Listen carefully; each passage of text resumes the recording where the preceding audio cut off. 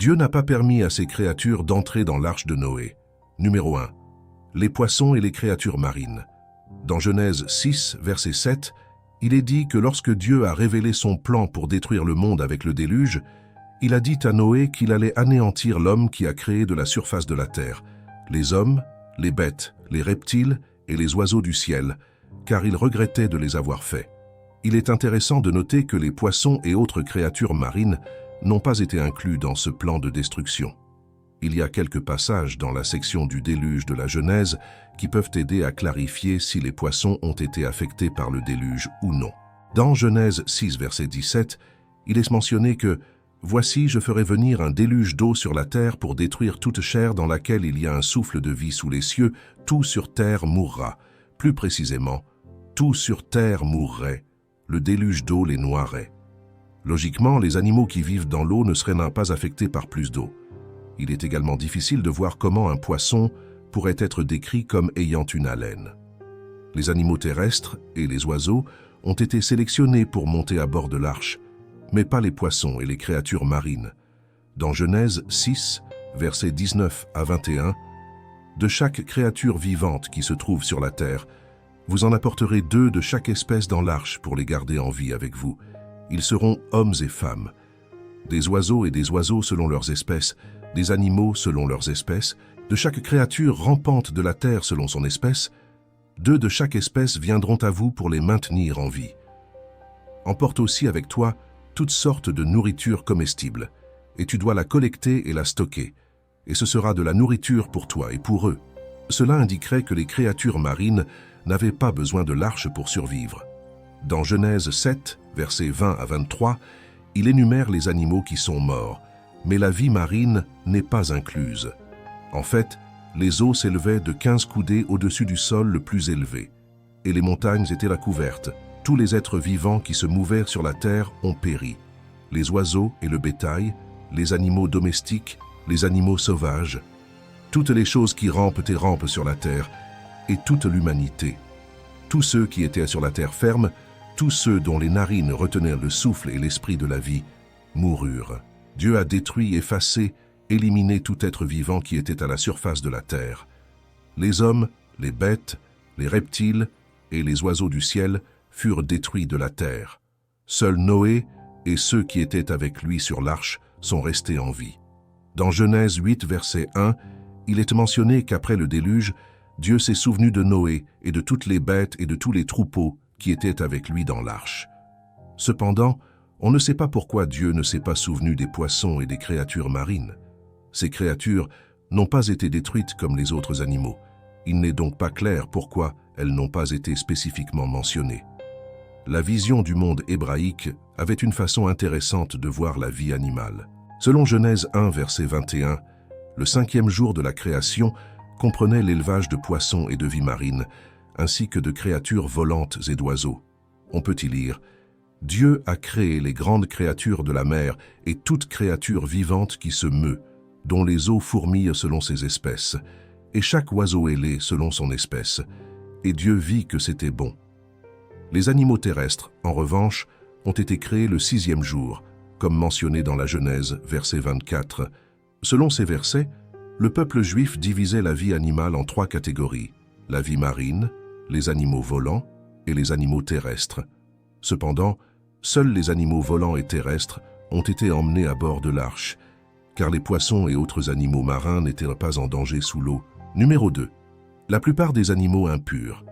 Noé a pris 2 de chaque espèce d'animal dans l'arche, n'est-ce pas? Pas exactement.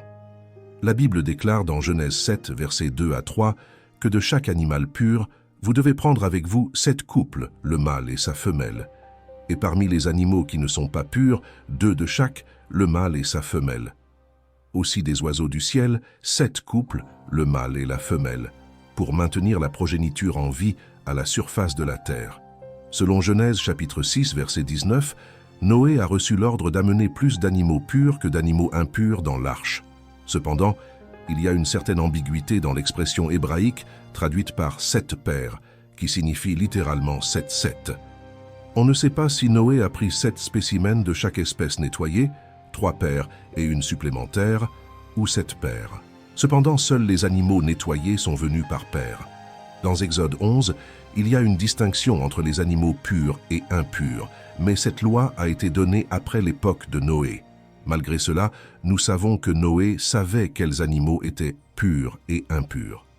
Dans Genèse 4, verset 4, il est mentionné que des sacrifices ont été faits à Dieu avant que la loi mosaïque ne soit donnée, ce qui suggère que Dieu avait communiqué à l'homme quels animaux étaient aptes au sacrifice et plus tard à la consommation. Cependant, on ne nous dit pas exactement comment Noé connaissait la différence. Lévitique 11 précise quels animaux sont purs et impurs. Voici quelques exemples. Les animaux propres sont ceux qui ont des sabots fendus et mâchent la queue, comme les moutons, les chèvres, les cerfs et les bovins. Les fruits de mer propres doivent avoir des écailles et des nageoires, comme la morue, le mérou et le crapet arlequin. Certains oiseaux, tels que les colombes, les poulets et les canards, sont également considérés comme propres. Il est intéressant de noter que certains insectes, tels que les sauterelles et les criquets, sont également considérés comme propres. Les animaux impurs comprennent les animaux terrestres qui ne mâchent pas la queue ou qui n'ont pas de sabots fendus, tels que les porcs, les chiens, les chats, les chevaux, les ânes et les rats. Les fruits de mer qui n'ont pas de nageoires ou d'écailles, comme les palourdes, les homards, les huîtres et les poissons-chats, sont également considérés comme impurs. Certains oiseaux, tels que les hiboux, les faucons et les vautours, sont considérés comme impurs, tout comme d'autres animaux, tels que les reptiles et les amphibiens. Le Nouveau Testament enseigne que nous ne sommes plus jugés en fonction de la nourriture que nous mangeons. Colossiens 2, 16. Cependant, les nutritionnistes ont noté que la catégorisation des aliments purs et impurs de l'Ancien Testament fournit en fait une ligne directrice pratique pour une alimentation saine. À une époque où les pratiques modernes de sécurité alimentaire n'existaient pas, ne consommer que des animaux propres aiderait les gens à éviter de nombreux problèmes de santé.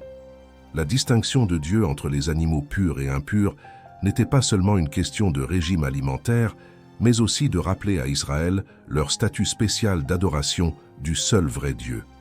Dans le livre de la Genèse, chapitre 7, la référence aux animaux purs aurait été comprise par le public d'origine comme signifiant des animaux que Dieu avait désignés comme étant propres à la consommation et au sacrifice.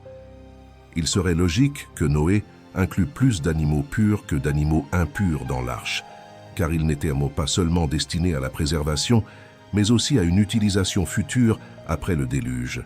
Noé a fait un sacrifice, comme mentionné dans Genèse 8, verset 20.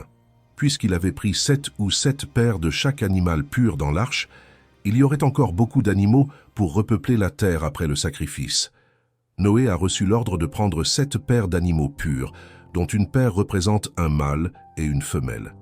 De plus, Dieu a accompli un miracle en amenant les animaux à se rassembler de manière ordonnée et à entrer dans l'arche par paire, comme indiqué au verset 9. Numéro 3. Les Néphilim. La véritable histoire des Néphilim.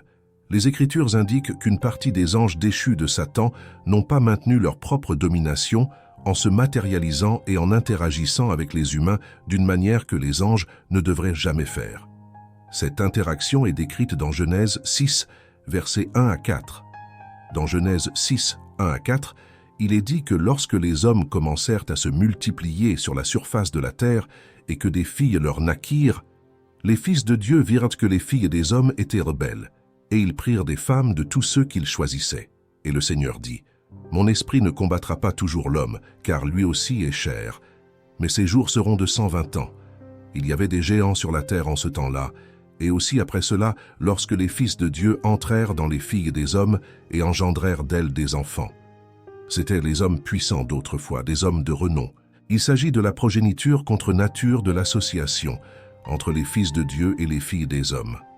Cependant, il y avait des individus de taille distincte sur terre avant et après le déluge, et aussi après.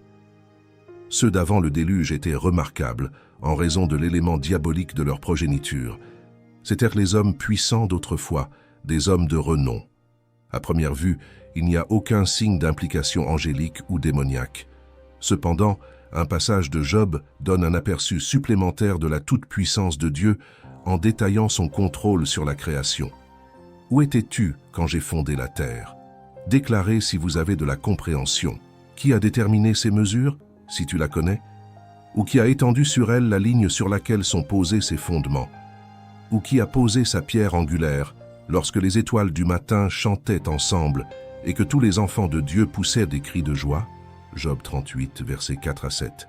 Les étoiles du matin sont souvent interprétées comme des anges. On sait que Dieu a posé les fondations de la terre avant que l'humanité ne soit créée. Par conséquent, la mention des fils de Dieu dans Genèse 6 est censée faire référence aux anges. Cela implique que les fils de Dieu dans Genèse 6 sont aussi des anges. Les Néphilim, également connus sous le nom de déchus, sont des figures mystérieuses mentionnées dans Genèse 6, verset 4, comme les hommes puissants qu'ils étaient autrefois, les hommes de renom. Cependant, le texte ne fournit aucune explication sur la façon dont les Néphilim ont vu le jour. Il indique seulement que les Néphilim étaient sur terre à cette époque, et aussi après lorsque les fils de Dieu sont entrés dans les filles des hommes et les ont engendrés fils. Mais pourquoi les Néphilim sont-ils mentionnés dans Genèse 6, ainsi que le mariage interracial des fils de Dieu et des filles des hommes? On ne sait pas comment ces hommes puissants et renommés sont apparus, si ce n'est le résultat d'un mariage interracial entre des êtres spirituels et humains. Jude comprendrait probablement Genèse 6, versets 1 à 4, comme faisant référence au mariage interracial entre l'esprit et les êtres humains. Jude 6 parle des anges qui ont désobéi et quitté leur position d'autorité désignée. Selon la Bible, cet événement s'est produit lorsque les anges ont quitté le ciel pour habiter sur terre, comme décrit dans Genèse 6, versets 1 à 4.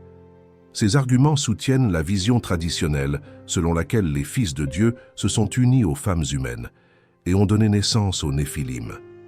Bien que cela puisse sembler étrange aux oreilles modernes, on peut en dire autant de toute la Bible. La vérité est plus étrange que la fiction, et le monde que Dieu a créé est loin de ce que nous croyons généralement. Il a dit que certains êtres étaient submergés par le désir lorsqu'ils voyaient les filles des hommes. Ces êtres, connus sous le nom de fils de Dieu ou d'anges, se sont unis à ces femmes, ce qui a donné une progéniture mi-angélique et mi-humaine. Ces descendants étaient appelés Néphilim. La Bible ne fournit pas de raison claire pour laquelle les anges se sont engagés dans ce comportement, mais on peut en déduire que ces enfants de Dieu étaient des êtres mauvais et tordus, et en tant que tels, leurs actions ne devraient pas être une surprise. En termes de motivation spécifique, une théorie soutient que ces êtres essayaient de corrompre la lignée humaine pour empêcher la venue du Messie. Dieu avait promis que le Messie écraserait la tête du serpent, Satan, un jour dans Genèse 3, versets 8 à 15, et ils entendirent la voix du Seigneur Dieu qui marchait dans le jardin dans la fraîcheur du jour, et Adam et sa femme se cachèrent de la présence du Seigneur Dieu parmi les arbres du jardin. Mais le Seigneur Dieu appela Adam et lui dit « Où es-tu » Il a dit « J'ai entendu ta voix dans le jardin, et j'ai eu peur parce que j'étais nu et je me suis caché. » Et Dieu dit « Qui t'a montré que tu étais nu? Avez-vous mangé de l'arbre dont je vous ai ordonné de ne pas manger ?» Et l'homme dit, « La femme que tu m'as donnée pour compagne, elle m'a donné de l'arbre, et j'ai mangé. » Et le Seigneur Dieu dit à la femme, « Qu'as-tu fait ?» Et la femme dit, « Le serpent m'a trompé, et j'ai mangé. » Alors le Seigneur Dieu dit au serpent, « Pourquoi as-tu fait cela? Maudit seras-tu plus que toutes les bêtes et plus que toutes les bêtes des champs. Sur ton ventre, tu marcheras, et tu mangeras de la poussière tous les jours de ta vie. Et je mettrai une inimitié entre toi et la femme, et entre ta postérité et sa postérité. Il vous meurtrira à la tête, et vous lui écraserez le talon. » Nous pouvons en déduire pourquoi Satan a envoyé son ange se mêler aux femmes humaines. Indirectement, Satan a essayé de polluer le patrimoine génétique de l'humanité avec une corruption satanique, en plantant quelque chose ressemblant à un agent pathogène génétique afin de rendre les humains inaptes à porter la semence de la femme, le Messie promis dans Genèse 3, verset 15. Le Sauveur ne pouvait pas naître d'une mère possédée par un démon. Par conséquent, si Satan pouvait infecter toute la race, le libérateur ne pourrait pas venir. Satan a presque réussi. Le peuple était devenu si corrompu que Dieu a décidé de recommencer avec Noé et ses fils, et d'emprisonner les démons qu'ils avaient pollués pour qu'ils ne puissent plus jamais recommencer. La réaction de Dieu à cette grande méchanceté a été exprimée dans « Mon esprit ne combattra pas éternellement l'homme ». Dieu n'avait pas l'intention que la race humaine reste indéfiniment dans cet état de rébellion. Cela signifie que notre rejet de Dieu a atteint un point de non-retour. Dieu ne nous courtisera pas indéfiniment. Il viendra un temps où il dira que ça suffit.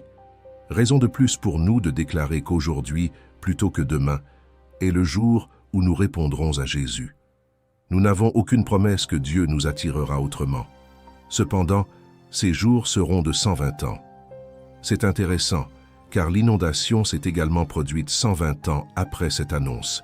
Cette violation des limites prescrites par Dieu l'a tellement frustré qu'il a immédiatement envoyé un déluge pour détruire toute la terre et toute trace d'union impie.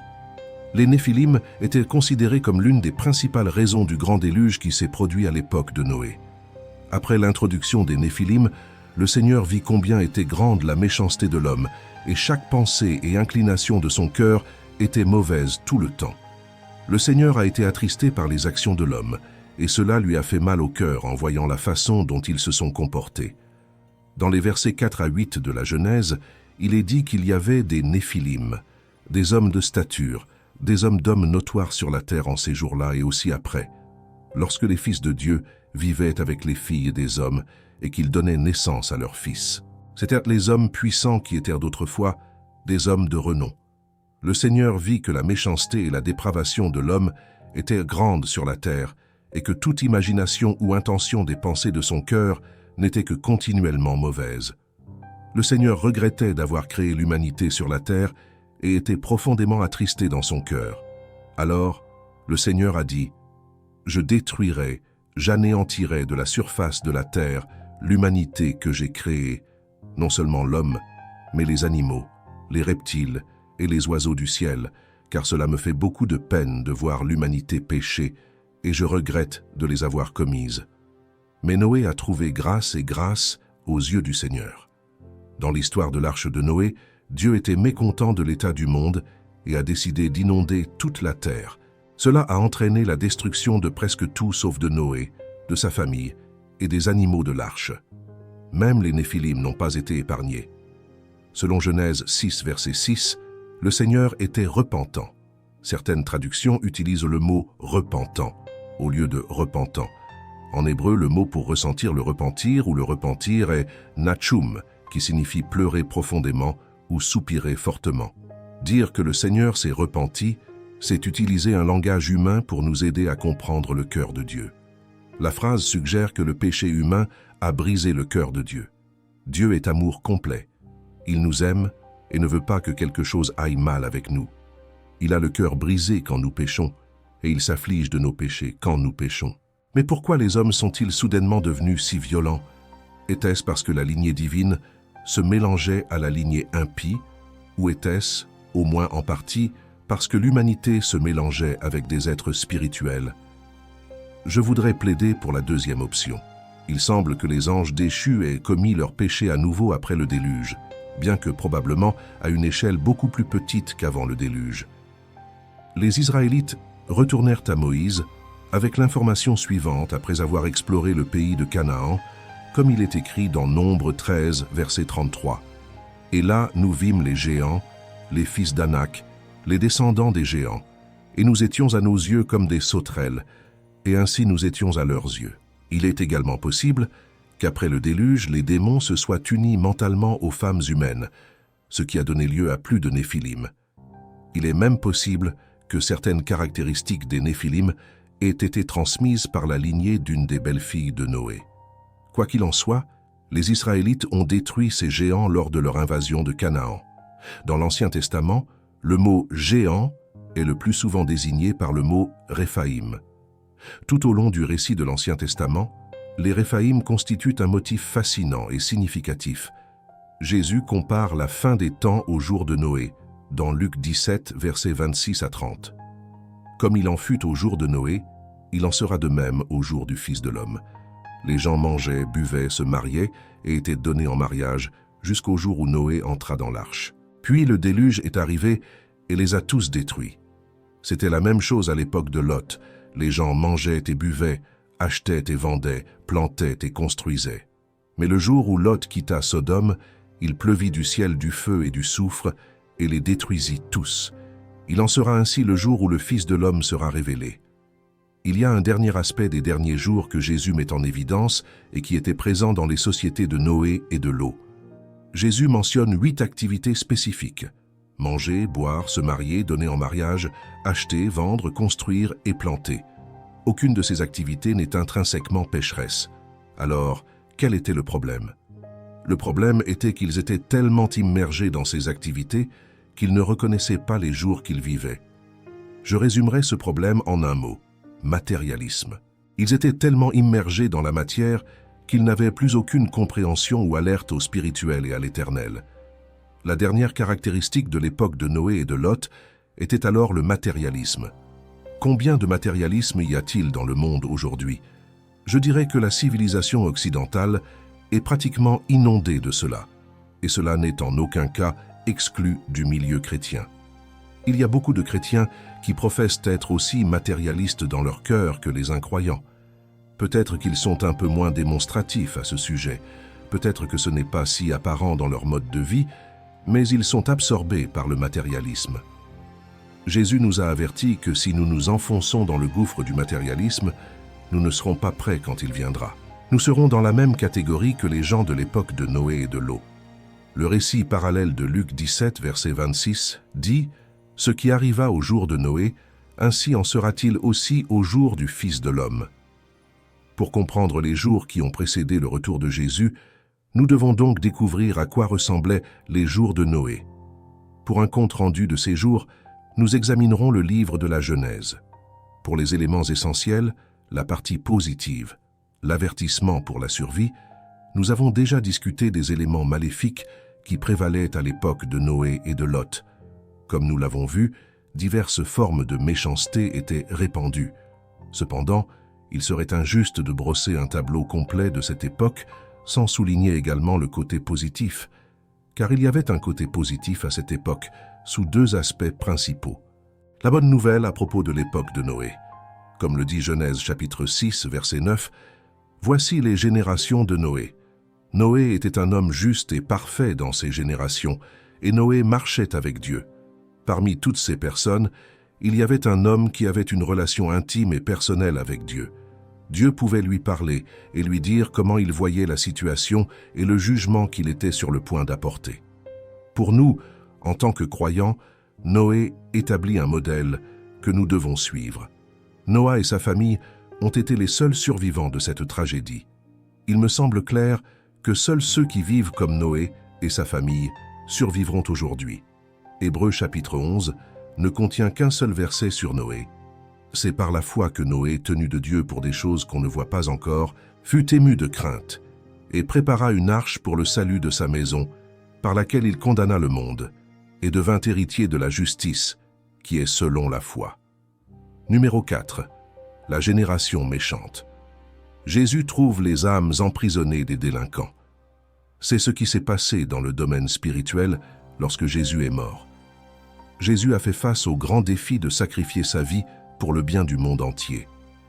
Malgré la nature écrasante et terrifiante de cette mission, il l'accepta. Après avoir été suspendu à la croix pendant 3 heures, Jésus a donné sa vie. Cependant, il n'était pas impuissant, car lui seul avait l'autorité de mettre fin à ses jours. Que s'est-il passé dans le royaume des esprits après cet événement? Pierre nous donne la réponse à cette question. Pierre a été l'une des 2 premières personnes que Jésus a appelées à le suivre. Au début, il était facilement balancé comme un roseau dans le vent. Cependant, après que Jésus l'ait quitté, il est devenu ferme comme un roc. Pedro était le premier sur toutes les listes des 12 et était le porte-parole officieux du groupe. Savez-vous où est allé son esprit? Que lui est-il arrivé? Est-il allé au paradis ou en enfer? Il y a un différend sur l'endroit où se trouve Jésus, ou plus précisément sur l'emplacement de son esprit dans les 3 jours entre sa mort et sa résurrection. Un autre passage est souvent mentionné dans la discussion sur l'endroit où Jésus se trouvait dans les 3 jours entre sa mort et sa résurrection, qui se trouve dans 1 Pierre 3, versets 18 à 21. Ces versets constituant l'un des textes les plus énigmatiques et les plus intrigants du Nouveau Testament. Jésus est l'incarnation de la souffrance pour le bien et de l'action positive, pour nous amener à Dieu et restaurer notre relation brisée et morte avec lui. Lui qui est juste a souffert pour nous tous qui sommes injustes. Le but de tout cela était de nous amener à Dieu.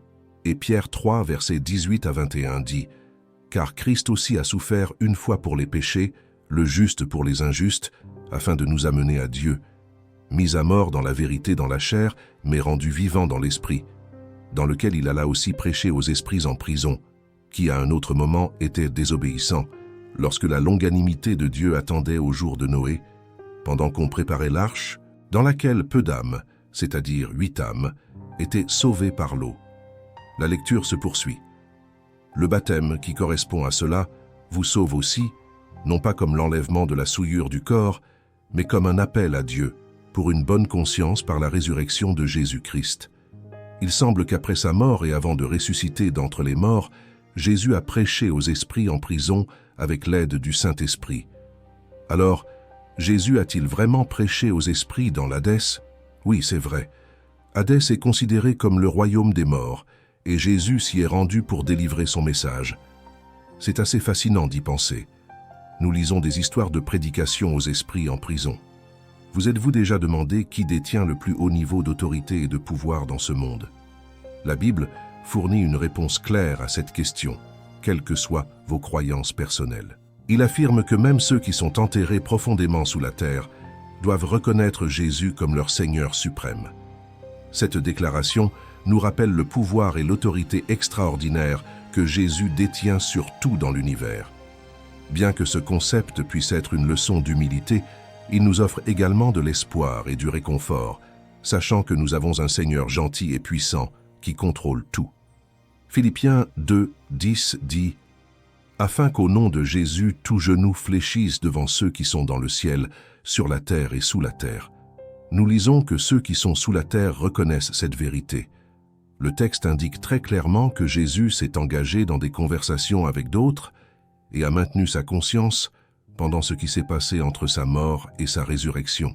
Les autres personnes avec lesquelles il communiquait étaient également pleinement conscientes et activement engagées dans la conversation avec lui. Immédiatement après sa mort, il s'est rendu dans le royaume des morts et y a prêché. Le matin du premier dimanche de Pâques, son corps et son esprit ont été réunis et il est resté pleinement conscient et capable de communiquer pendant toutes ces étapes. L'identité des esprits mentionnés ici est clairement définie. Ce sont ceux qui ont désobéi quand ils étaient désobéissants. Qui étaient ces esprits de la génération méchante? Dans les premiers chapitres de la Genèse, en particulier dans Genèse chapitre 6, versets 1 à 5, la Bible dépeint le monde avant le déluge. La terre n'était pas un lieu de paix ou de bonté, mais elle était remplie de péché, de violence et de corruption morale. Imaginez un monde où les gens sont consumés par leurs désirs, cherchant toujours à faire ce qu'ils veulent, quel qu'en soit le coût pour les autres. L'honnêteté, l'intégrité et la gentillesse ne sont pas des vertus célébrées ou même comprises. Au lieu de cela, la tromperie et la manipulation dominent. Chacun est seul, et le tissu même de la société est déchiré par l'égoïsme et la méchanceté. Dans cet environnement, les familles ne sont pas des sanctuaires d'amour et de soutien, mais des champs de bataille de tromperie et de trahison. Les voisins ne prennent pas soin les uns des autres. Ils cherchent à s'exploiter mutuellement. Les gouvernements ne sont pas des institutions de justice, mais plutôt des systèmes d'oppression, maintenant la domination des puissants sur les faibles. Dès le début, nous voyons que Noé va être spécial, car il est le seul membre de cette généalogie dont le nom est expliqué. Son père Lamech déclare que son fils Noé apportera du soulagement. Noé sonne comme le mot hébreu pour repos ou soulagement. Nous apprenons rapidement de quoi Noé était censé soulager les gens dans Genèse chapitre 6, versets 1 à 8, où nous voyons les résultats effrénés de la chute alors que la méchanceté augmente dans le monde entier. Genèse 6, verset 22 dit « Noé fit donc tout ce que Dieu lui avait commandé. Alors, il l'a fait. » On ne sait pas combien de personnes étaient sur terre au moment du déluge, selon la Bible. Par conséquent, nous ne pouvons que faire des suppositions éclairées sur la population d'avant le déluge. Selon certaines personnes, la population humaine n'était pas très élevée dans le passé. La Bible indique qu'avant le déluge, les gens étaient extrêmement immoraux et agressifs. Il est plausible de considérer qu'il y a eu de nombreuses guerres, maladies et autres circonstances qui auraient pu limiter la croissance démographique. Seigneur divin, en ce moment de calme, nous nous présentons devant toi avec des cœurs et des esprits ouverts, désireux de recevoir ta sagesse. nous nous rassemblons en tant que chercheurs désireux de comprendre ta parole, le texte sacré qui illumine nos chemins et nourrit nos âmes. Accorde-nous la grâce d'aborder la Bible avec humilité, en reconnaissant que ses profondeurs sont vastes et ses enseignements profonds. Aide-nous à abandonner nos idées préconçues et nos préjugés afin que nous puissions recevoir ton message avec clarté et réceptivité alors que nous approfondissons les pages des Écritures. Guide-nous, Seigneur, dans notre recherche de la compréhension. Il illumine les mots sur la page, insufflant la vie à des histoires anciennes et à des vérités éternelles.